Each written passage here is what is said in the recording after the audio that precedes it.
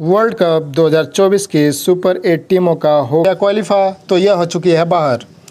ICC ने कर दिया है सुपर 8 के ग्रुप्स का ऐलान। भारत किस ग्रुप में, तो किन टीमों से कब होंगे मुकाबले? तो जी हाँ, T20 वर्ल्ड कप 2024 में भारत का अंतिम मुकाबला बारिश के हत्थे चढ़ गया और इसके बाद सबसे इम्पोर्टेंट मुकाबला स्कॉटलैंड बनाम ऑस्ट्रेलिया का मुकाबला, जिस पर निगाह ऑस्ट्रेलिया से ज़्यादा इंग्लैंड क्रिकेट टीम की थी। लेकिन इसी बीच इन दोनों मुकाबले के नतीजे के बाद एक बार फिर से सुपर 8 की रेस में बवाल आ गया है। दरअसल भारत को अपना अंतिम मुकाबला खेलना था कनाडा के खिलाफ, लेकिन वो बारिश के हत्थे चढ़ गया और उसके बाद जो सुबह की टाइम्स में मुकाबला हो रहा था ऑस्ट्रेलिया और स्कॉटलैंड ने एक तरफी हावी हो रहा था ऑस्ट्रेलिया पर। लेकिन अंतिम ओवर के रोमांचक मुकाबले में ऑस्ट्रेलिया को जीत मिल जाती है, जिसके बाद सुपर 8 की टीमों का ऐलान हो चुका है। यह रेस बड़ी इंटरेस्टिंग है और हम आपको बताएंगे कि अब ग्रुप्स का भी ऐलान कर दिया गया है।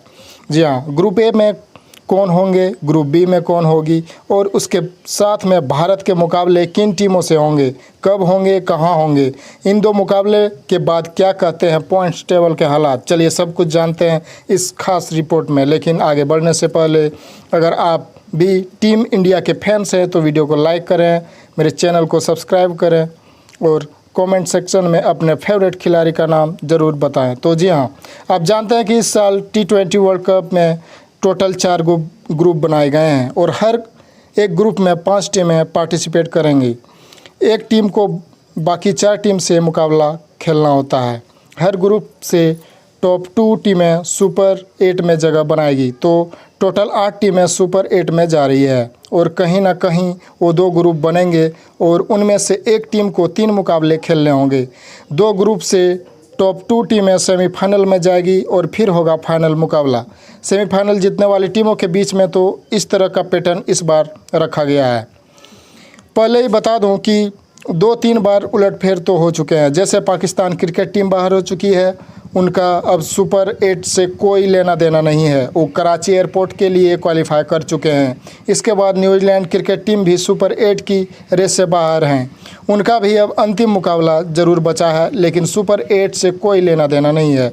इसी के साथ में श्रीलंका क्रिकेट टीम भी सुपर 8 की रेस से बाहर हो चुके हैं, उनका भी उस सुपर 8 में कोई लेना देना नहीं है।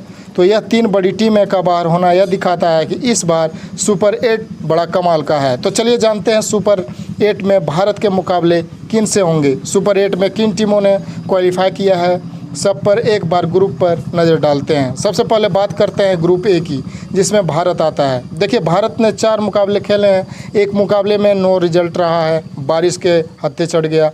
3 मुकाबले जीते हैं, टोटल 7 पॉइंट के साथ में इस ग्रुप में पहले पायदान पर ख़त्म कर रहे हैं। इंडियन क्रिकेट टीम के लिए बहुत अच्छी बात यह है कि वो A1 का टैग उनके पहले ही मिल चुका है।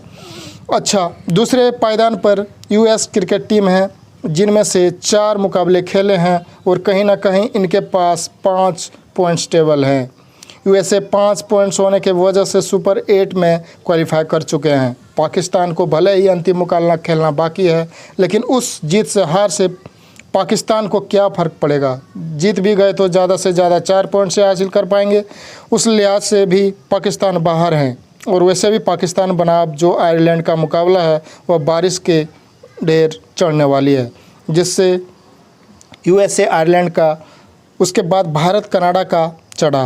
अब यह भी मुकाबला बारिश के हत्थे चढ़ेगा, क्योंकि उसी वेन्यू पर ये मुकाबला हो रहे हैं। ग्रुप ए की तस्वीर बड़ी साफ है, भारत और USA ने क्वालिफाई कर लिया है। तो ग्रुप बी का बात करते हैं। देखिए, सबसे बड़ी बात यह है कि ऑस्ट्रेलिया क्रिकेट टीम ने पहले पायदान पर ग्रुप को ख़त्म किया है।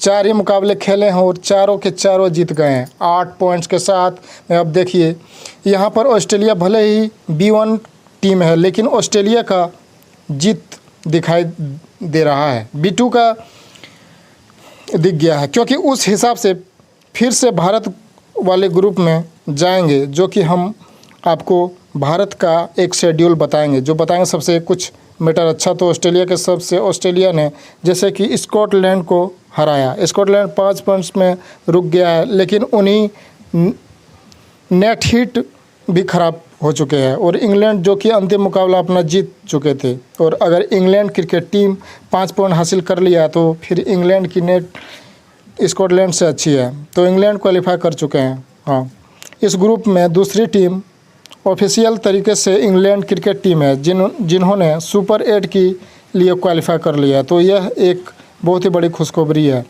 इंग्लैंड वालों के लिए। वरना अगर स्कॉटलैंड का ये मुकाबला रद्द भी हो जाता है तो स्कॉटलैंड जीतने वाला था।